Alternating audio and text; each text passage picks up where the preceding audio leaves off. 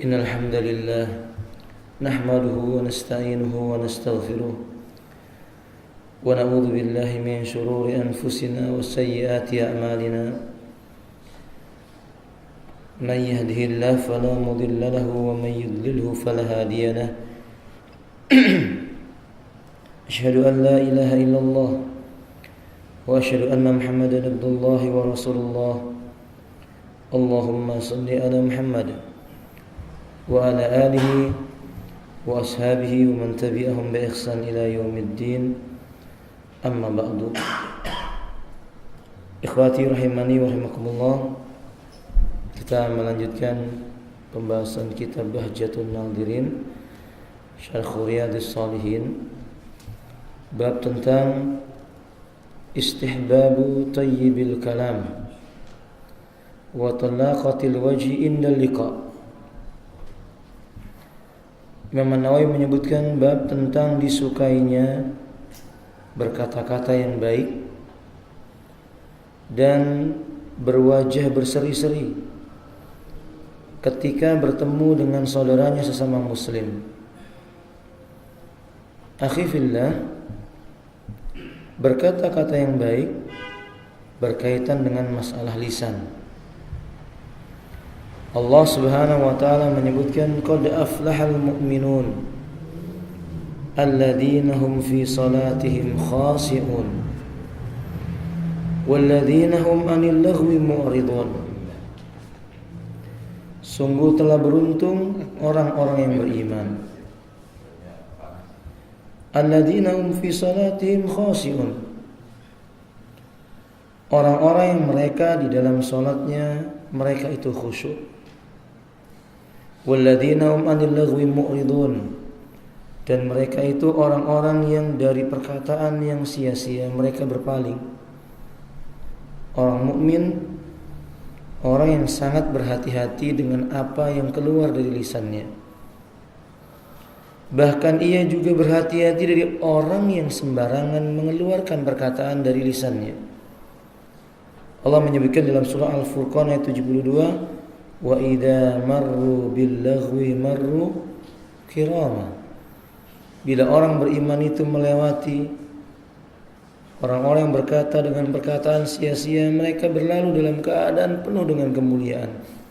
Yakni tidak ikut duduk, tidak ikut ambil bagian dengan perkataan yang sia-sia. Karena mereka menyadari setiap yang keluar dari lisan mereka itu akan dicatat dan dimintai pertanggungjawabannya. Allah Subhanahu wa taala mengatakan dalam surah Qaf, ma yalfidhu min qawlin illa ladaihi raqibun atid. Tidak satu lafaz pun dari sebuah perkataan melainkan ada malaikat yang mengawasinya, yakni mencatatnya, yang kelak akan menyodorkan kepadanya hasil perbuatannya di dunia itu. Dan ikhwafillah, dan orang beriman bukan orang yang serampangan dalam mengatakan sesuatu. Bila ia berbicara, bicara yang baik. Wala taqfu ma laysa laka bihi ilmun. Dan janganlah engkau berkata sesuatu yang engkau tidak mengetahui tentang ilmunya.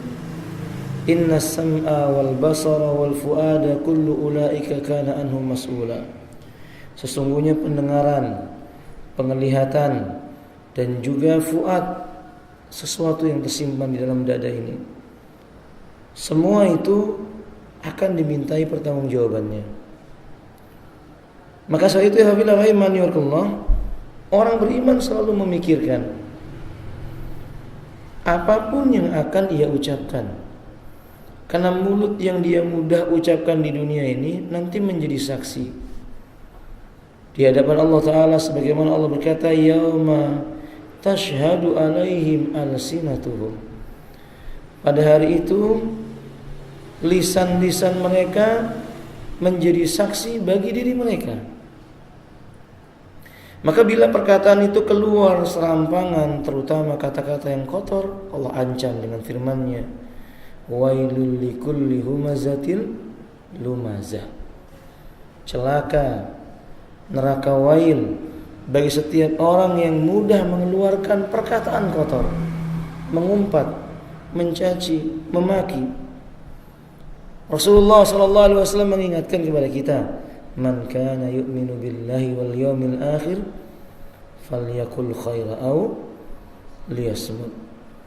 Barang siapa yang dia beriman kepada Allah dan hari kiamat, hendaklah dia mengucapkan perkataan yang baik, perkataan yang benar, atau kalau tidak ia diam. Al-Imam An-Nawawi mengomentari hadis ini dalam kitab Riyadhus Shalihin juga, dan juga beliau mengomentar dalam kitab Syarh Muslim dengan mengatakan la yanbaghi lil mu'min ay yatakallama bi kalimatin illa dhaharat fihi al-maslahah. Tidak pantas bagi seorang yang beriman mengatakan satu buah kalimat kecuali tampak bagi dirinya kemaslahatan perkataan itu. Artinya kalau dia mengucapkan sebuah kata-kata, kemudian kata-kata itu bermanfaat atau mendatangkan maslahat, baru dia berkata. Kalau tidak, maka tidak boleh.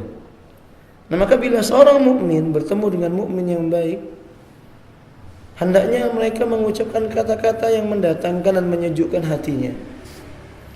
Ketika Nabi SAW ditanya, "Ayyul muslim khair ya Rasulullah?"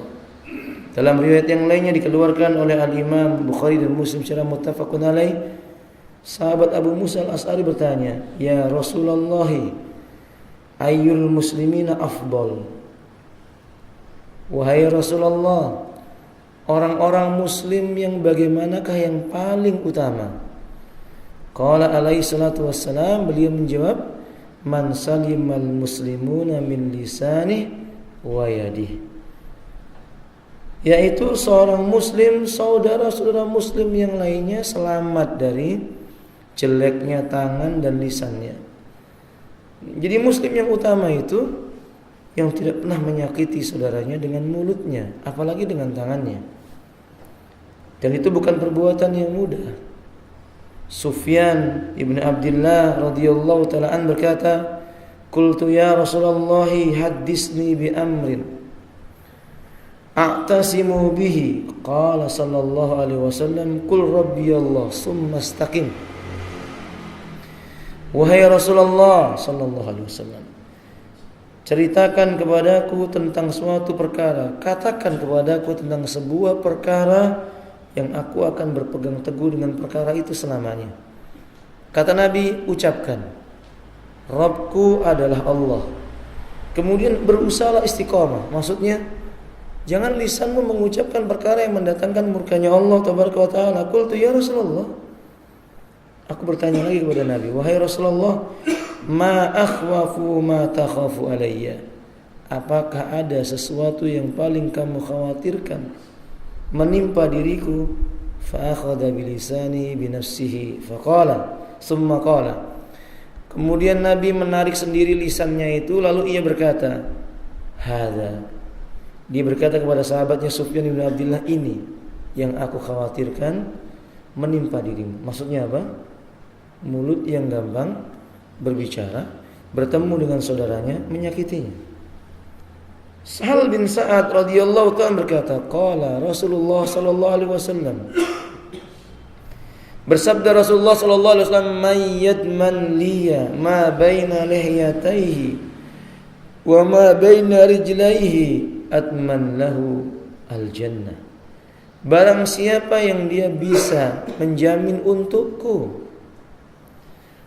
dia jaga apa yang ada di antara dua jenggotnya, yaitu hati-hati di dalam berbicara, membaguskan perkataannya di hadapan saudaranya, dan dia bisa menjaga apa yang ada di antara dua kakinya, yaitu tidak berbuat zina, aku akan menjamin untuknya surganya Allah Ta'ala.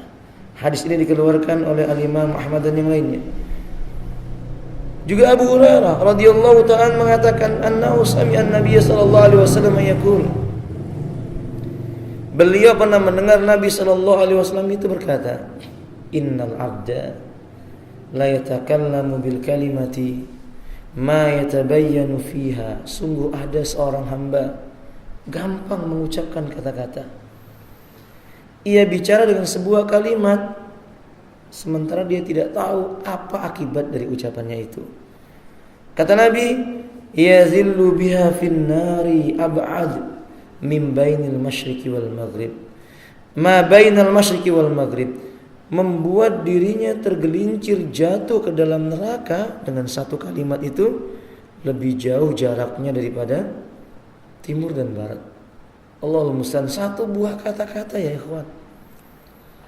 Yang dengan satu kata-kata itu pernah seorang ulama bernama Sufyan bin Uyainah, ia mengatakan kepada murid-muridnya, fal'anu araftu mada kuntu wajadtu nafsi alal khusrani.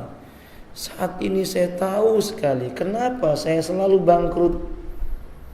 Jualan gak pernah untung, dagang gak pernah dapat untung. Sekarang saya baru tahu sekali apa penyebabnya. Faqad kuntu qultu li rajulin ya muflis. Karena aku pernah bertemu dengan seorang lelaki dalam kondisi marah, aku berkata, hai kamu si bangkrut. Dengan mulutnya dia berkata, kamu si bangkrut. Maksudnya Imam Sufyan, sekarang Allah hukum saya. Gara-gara perkataan saya ini, saya sadar kenapa saya sekarang ini selalu bangkrut. Gak untung-untung dagangannya. Kata para ulama dalam kitab Aina Nahnu min Akhlaqis Salaf, di mana kita bila dibandingkan dengan akhlak pendahulu kita, kata beliau penulis buku ini, lihat lelaki saleh, dosa mereka itu sedikit, tapi mereka bisa mengenal kesalahannya. Lalu siapa kita? Dosa kita banyak, tapi hampir-hampir kita tidak mengenal kesalahan kita. Dosa mulut kita ini gak terhitung ya kawan. Kalau Sufyan sekali berkata, dia tahu akibatnya apa, dan dia kenali dosa, lalu dia bertobat kepada Allah Taala. Dan itu dampak lisan, berkata buruk kepada orang lain. Tapi sebaliknya Nabi menyebutkan, innar rajula la yatakallamu bil kalimati min ridwanillahi ta'ala. Sungguh ada seseorang yang ia berkata dengan satu kalimat, satu buah kata, ternyata kata-kata itu mendatangkan ridhonya Allah Ta'ala. Maka yadunnu an tablugha ma balagha, sampai ia enggak mengira hal itu akan sampai membawa keridhoannya Allah Ta'ala. Lalu kata beliau, yaktubullahu lahu biha ridwanahu ila yaumin yalqahu. Maka Allah akan terus menulis keridhoannya untuk orang itu, terus ditulis sampai nanti bertemu dengan Allah Ta'ala. Artinya dia dimasukkan surganya Allah, kemudian dia bertanya, apa yang membuat dirinya bisa masuk surga? Ternyata ditambahkan oleh Allah satu buah kalimat yang dia sudah lupa dengan kalimat itu. Dia gak menyangka bahwa kalimat ini bisa mengantarkannya ke dalam surganya Allah Ta'ala. Di antara para ulama seperti Imam Al-Utsaimin menyebutkan seperti kalimat bertemu dengan seorang mukmin, dia berkata, ahlan wa sahlan, selamat datang wahai saudaraku, kami senang dengan kedatanganmu. Nahnu ala farhatun alaina indama liqa, kami senang berjumpa denganmu. Kalimat seperti ini itu bisa menjadi hujah di yaumil qiyamah.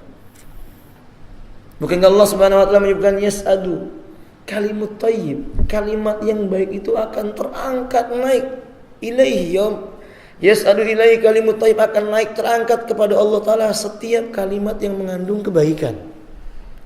Imam Ahmad ditanya, apa yang dimaksud dengan kalimat thayyib? Maka beliau menyebutkan kalimatan yuhibbuha Allah Ta'ala wa yasurru ikhwanakum. Kata beliau, satu buah kalimat yang mendatangkan, satu buah kalimat yang dicintai oleh Allah dan membahagiakan saudaramu. Kalimat yang dicintai oleh Allah dan kalimat itu bisa mendatangkan kebahagiaan bagi saudaramu. Akhi, kita mungkin tidak menyangka bahwa satu buah kalimat dengan berkata ishalu, gimana kabarmu wahai saudaraku, atau berkata kepada temannya, akhi ittaqillah, takutlah kepada Allah. Ternyata kalimat ini bisa jadi kelak di yaumil qiyamah membela kita. Tapi sayang pada hari ini kita menjumpai bencana lisan ini sudah merajalela. Lisan yang berkata-kata buruk jauh lebih banyak kita jumpai dibandingkan dengan yang berkata-kata baik. Dan Nabi mengingatkan, wa innar rajula la yatakallamu bil kalimatin min sukhtillah. Sungguh ada seorang lelaki mengatakan dengan sebuah kalimat yang mendatangkan murkanya Allah. Maka yadun an tablugha ma balagat. Sampai dia enggak mengira bahwa kata-katanya itu nanti akan mencapai suatu perkara yang Allah tuliskan kejelekan sampai berjumpa dengan Allah di yaumil qiyamah. Bapak, kita buat contoh di jalan raya lah. Kita lewat, ada orang yang menyakiti hati kita, mungkin nyebrang sembarangan, nyelip kita duluan. Kira-kira apa yang keluar dari mulut kita? Kalau kita berkata, astagfirullah, inni kuntu minadz zalimin, aku mohon ampun kepada Allah, aku termasuk orang yang zalim. Ini kalimat thayyib.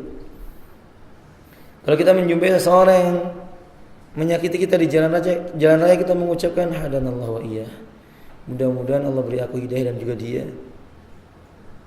Ghafarallahu lana walah, mudah-mudahan Allah ampuni kesalahanku dan juga kesalahan dirinya. Itu baik. Tapi kebanyakan kita bagaimana?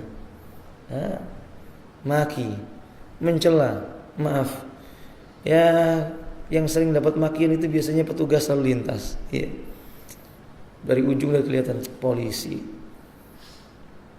Cari kesalahan orang, sudah berburuk sangka, ditambah lagi dengan mulutnya, belum lagi cacian. Apa kita mengira kalimat itu tidak akan ditanya oleh Allah? Oh jangan ya, itu nanti diminta pertanggungjawabannya di hadapan Allah, ditulis sebagai amal seseorang yang akan memberikan kepada mereka tanda baik maupun tidak. Padahal kalau saja kita bisa menahan lisan ini dengan baik, itu setara dengan orang yang berperang di jalan Allah. Karena mengendalikan lisan itu termasuk mengendalikan hawa nafsu, itu yang paling berat. Mengendalikan mulut itu termasuk perkara yang berat dalam masalah mengendalikan hawa nafsu. Sahabat yang bernama Fadalah ibnu Fadalah ibnu Ubaid, beliau mengatakan, qala Rasulullah sallallahu alaihi wasallam, al-mujahidu, seorang mujahid itu adalah man jahada nafsa fi taatillah, yang bersungguh-sungguh terhadap dirinya dalam rangka mentaati Allah Ta'ala. Talq ibn Habib pernah ditanya, apa itu taat kepada Allah? Beliau menyebutkan tarkul muharramat wajtinabul munahiyat wa ta'anni bil kalam, meninggalkan yang diharamkan, menjauhi larangan-larangan, mengendalikan ucapan atau lisan. Mengendalikan ucapan itu jihad fisabilillah ya ikhwan billah. Naam ikhwan billah rahimani Allah, saya pernah sampaikan kepada antum, lisan kadang lebih tajam dari sebuah pedang. Lisan jauh lebih berbahaya dampaknya dibandingkan sebuah pukulan. Laki-laki yang marah kepada istrinya, lalu istrinya itu dipukul dengan tangannya, tidak jatuh talak, kan begitu Bapak? Enggak jatuh talak. Marah, murka, istrinya dipukul, enggak jatuh talak. Tapi laki-laki yang sedang senyum dengan istrinya, sendagura dengan istrinya dalam keadaan senang, tiba-tiba suaminya berkata, kamu saya talak. Enggak pakai pukulan, enggak pakai tamparan, enggak pakai marah-marah, cuman berkata, kamu saya talak. Jatuh talak tidak kan? Jatuh talak. Itu membuktikan bahwa mulut lebih tajam, lebih berbahaya, lebih mengerikan dibandingkan selainnya. Nah, saudaraku kaum muslimin rahimani wa rahimakumullah, bahkan Abu Dzar radhiyallahu ta'ala meriwayatkan dari Nabi sallallahu alaihi wasallam, ia berkata, afdalul jihad, seutama-utama jihad itu antujahida nafsaka wa hawaka fi dzatillahi azza wa jalla, engkau perangi dirimu dan hawa nafsumu supaya dia ada karena merasa takut kepada Allah azza wa jalla. Karena Allah tabaraka wa ta'ala mengendalikan lisan itu enggak gampang, Pak. Lebih banyak bicara, lebih mudah banyak bicara dibandingkan dengan banyak diamnya. Nah, karena itu berkaitan dengan hawa nafsu. Sementara Allah mengatakan inna nafsa la'ammaratun bisu. Namanya hawa nafsu itu kebanyakannya mengajak kepada yang jelek. Bahkan ikhwafillah rahimanillah, tidak ada suatu perkara yang paling ditakutkan oleh Nabi kecuali lisan. Lisan itu paling ditakutkan oleh Nabi sallallahu alaihi wasallam. Lihat ikhwafillah rahimanillah. Ketika Nabi sallallahu alaihi wasallam beliau berkata kepada para sahabatnya, "Inna akhwafu ma akhafu ala ummati." Sesungguhnya sesuatu yang paling ku khawatirkan menimpa pada diri umatku. Kullu munafik alimil lisan. Setiap orang munafik enggak kelihatan penampilannya muslim, tapi pinter bicara. Alimil lisan, ngomongnya pinter, bicaranya baik, tapi hatinya busuk. Nah, kalau kita mau tanya dan kita mengetahui gimana sih lisannya Nabi yang Allah mengatakan tentang Nabi, wa innaka la'ala khuluqin alim. Inilah Nabi dari Anas bin Malik radhiyallahu ta'ala an, beliau berkata, ma masastu dibajan wala hariran. Saya tidak pernah menyentuh sebuah kain dibaj maupun sutra. Dibaj itu kain yang bagus, halus, biasanya orang Yaman yang suka membuat ini. Lalu kata beliau, al-yanu min kafi Rasulillah sallallahu alaihi wasallam, lebih lembut dibandingkan dengan tangannya Rasulullah. Maksudnya, saya tidak pernah menyentuh sesuatu yang lebih lembut dibandingkan tangannya Nabi. Bahkan tangan Nabi mengalahkan kelembutan sutra yang ada. Maksudnya berarti Nabi itu bagaimana, Pak? Tangannya tidak gampang memukul orang, enggak kasar. Nabi mana pernah memukul tembok? Enggak pernah. Nabi kalau marah mana pernah memukul pohon? Enggak pernah. Apalagi manusia, enggak pernah Nabi memukul. Kecuali sesuatu yang pantas dipukul karena hukum had misalnya, karena harus dirajam, karena harus diperangi di medan perang. Itu kalau tidak pernah. Nabi marah dengan istrinya, mana pernah Nabi menempeleng istrinya. Paling banter Nabi diam. Kalau Nabi mau, Nabi mengucapkan kamu saya talak, selesai. Tidak pernah memukul. Itu pun ucapan talak karena memang sudah diperintahkan oleh Allah Taala. Tapi pertanyaannya adalah, apakah Nabi berkata kasar? Kita lihat. Kata beliau selanjutnya, wala syamamtu raihatan qad atyabu min raihati Rasulillah sallallahu alaihi wasallam. Dan saya belum pernah menjumpai bau yang paling wangi sekalipun daripada bau tubuhnya Rasulullah. Berarti tubuhnya Rasulullah ini bagaimana, kawan? Berbau wangi. Ini anjuran buat kita memakai minyak wangi. Jangan diremehkan masalah bau bau tubuh itu jangan diremehkan. Kadang-kadang itu mengganggu kekhusyuan seseorang dalam ibadah. Walaqad khadimtu, sungguh aku telah menjadi pembantu Rasulullah sallallahu alaihi wasallam asara sinin. Bagi Nabi sallallahu alaihi wasallam itu selama 10 tahun membantu Nabi. Fama qala li qad uffin. Enggak pernah sekalipun Nabi berkata kepadaku uff. Enggak pernah. Enggak pernah Nabi mengatakan, gimana kamu nih Anas? Enggak pernah. Wala qala li, kata beliau, dan tidak pernah pula beliau berkata kepadaku li syai'in fa'altuhu lima fa'alta.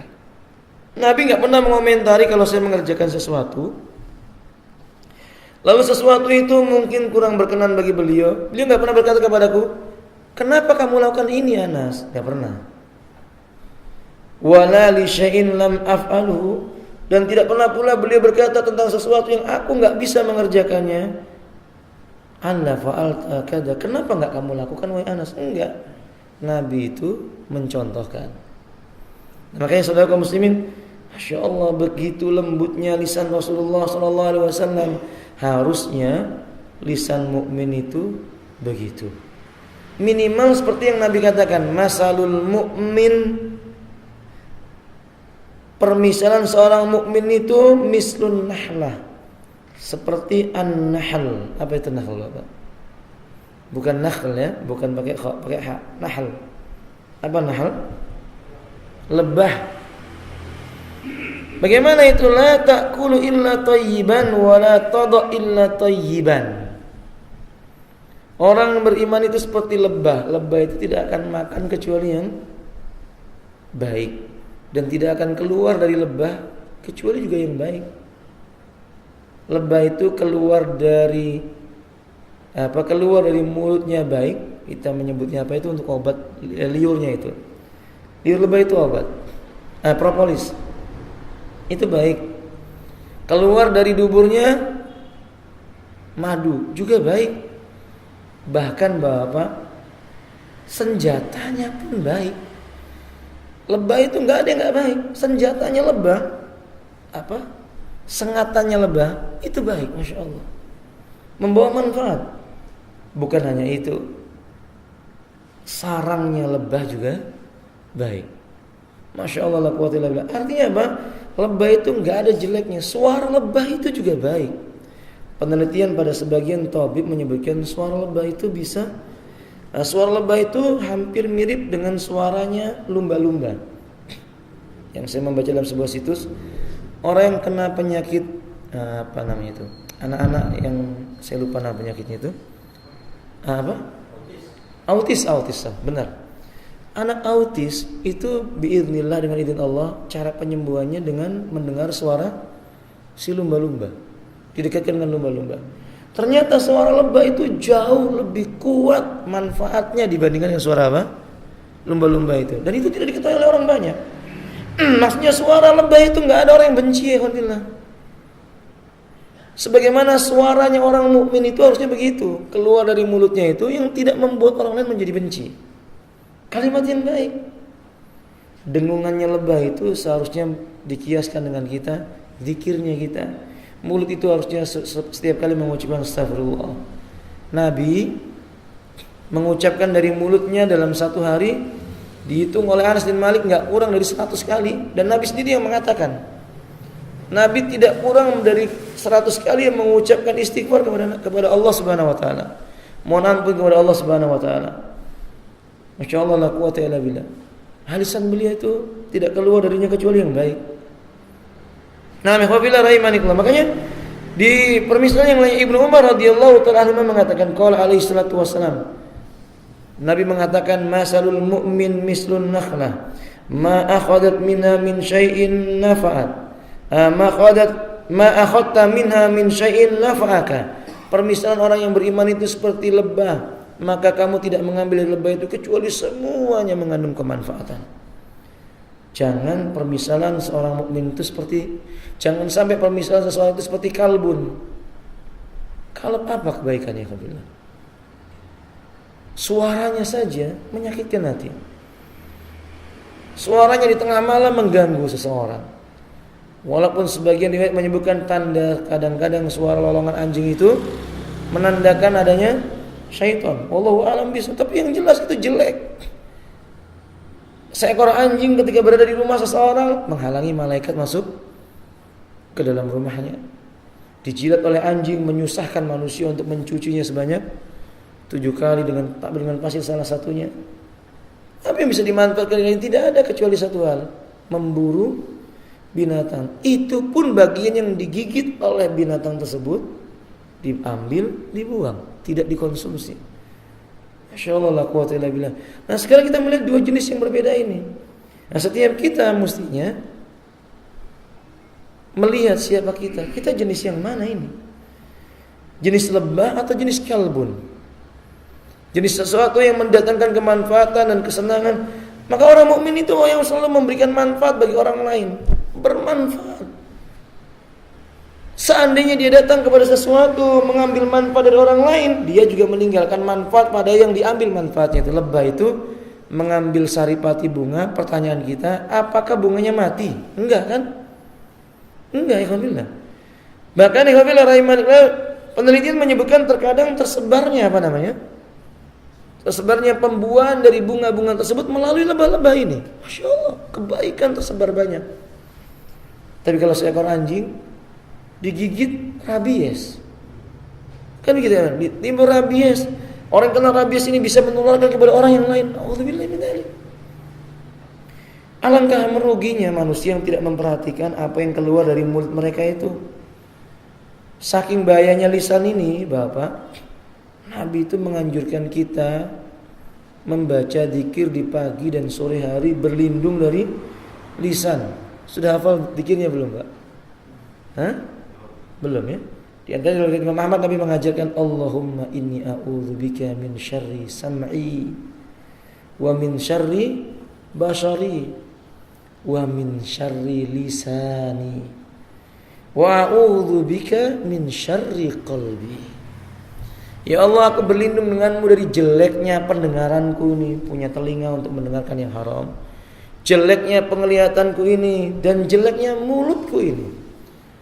Bahkan dalam ayat yang lainnya Nabi mengulang 3 kali, Allahumma inni a'udzubika min syarri lisani, a'udzubika min syarri lisani, a'udzubika min syarri lisani. Aku berlindung denganmu dari kejelekan mulutku, dari kejelekan lisanku, dari kejelekan lisanku. Padahal mulut cuma satu, tapi diulang berkali-kali. Beda dengan telinga yang jumlahnya 2, mata yang jumlahnya 2. Ikhwan rahimani wa rahimakumullah. Karena memang mulut itu berbahaya. Coba kita jumpai para ulama, Masya Allah, kata-kata mereka itu pendek saja. Imam Malik, seorang dari Hijaz datang bertanya, wahai Imam, bagaimana menurut pendapatmu tentang ini? Beliau diam lalu menjawab, wallahu a'lam. Diganti pertanyaannya lagi, bagaimana menurut pendapatmu tentang ini?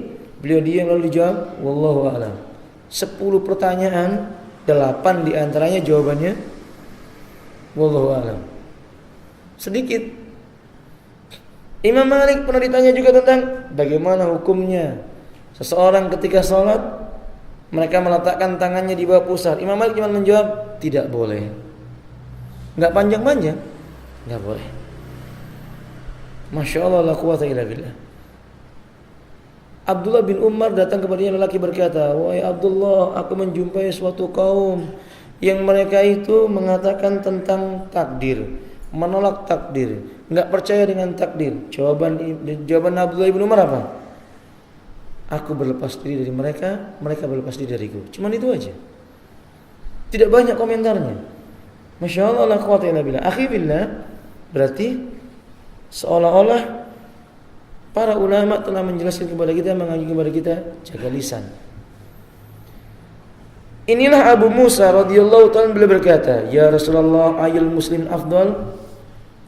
Bagaimana muslim yang paling baik? Tadi saya sebutkan dalilnya. Kata Nabi, seorang muslim yang saudara muslim lainnya selama dari jeleknya lisannya. Lalu kata Abu Musa, sungguh Nabi sallallahu alaihi wasallam itu, Nabi sallallahu alaihi wasallam itu, bahwa Nabi sallallahu alaihi wasallam itu, Nabi sallallahu alaihi wasallam tulus sumti wa qasiratul kalam. Diamnya lebih panjang, bicaranya lebih pendek. Nabi itu omongannya pendek, tapi diamnya banyak. Coba Bapak baca hadis-hadis Nabi. Nabi itu kalau khutbah Jumat gimana, Pak? Sifat khutbahnya Nabi bagaimana, Pak? Matanya memerah, wajahnya memerah, suaranya meninggi, tapi singkat, nggak panjang-panjang Nabi itu kalau khutbah. Kadang kita Masya Allah menjumpai khatib panjang, tapi ternyata berita koran, berita televisi, yang mendengarkan tidur. Nabi cuma bawakan ayat, Nabi cuma bawakan hadis, Nabi berikan nasihat takwa, selesai khutbah. Masya Allah, la quwwata illa billah. Lebih bermanfaat. Nah, maka saudara kaum muslimin rahimakumullah, ini baru mukaddimah bab tentang bagaimana berkata baik kepada seorang muslim. Sebagai penutup, jangankan muslim ya ikhwah, orang kafir saja kita harus berkata baik kepada mereka. Di muka bumi ini orang yang paling kafir siapa ya? Di muka bumi ini orang yang paling jelek, paling kafir siapa? Fir'aun. Salah satu orang yang paling soleh, paling mulia, paling utama, bahkan nabinya Allah, Musa dan Harun. Coba lihat dalam Quran. Apakah Allah memerintahkan Musa untuk berkata kasar kepada Fir'aun? Kan tidak. Allah mengatakan kepada Musa dan Harun, waqula lahu qawlan layyina. Wahai Musa dan Harun, berkatalah kepada Fir'aun dengan perkataan yang lemah lembut, yang baik. Nah, kalau kita berkata kasar kepada orang lain, tanya, apa kita lebih baik daripada siapa? Musa dan Harun.